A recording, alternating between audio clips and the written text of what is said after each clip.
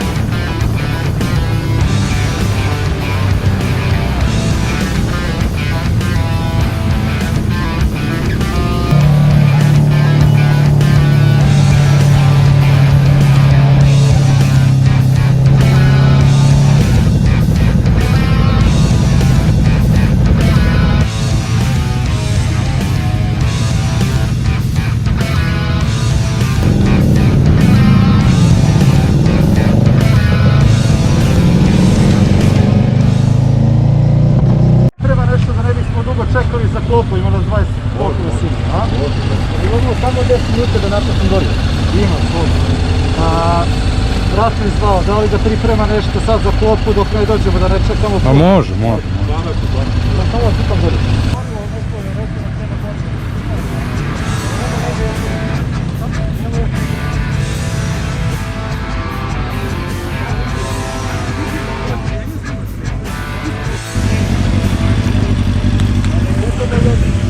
Idemo dalje, do Jagodine na klopu.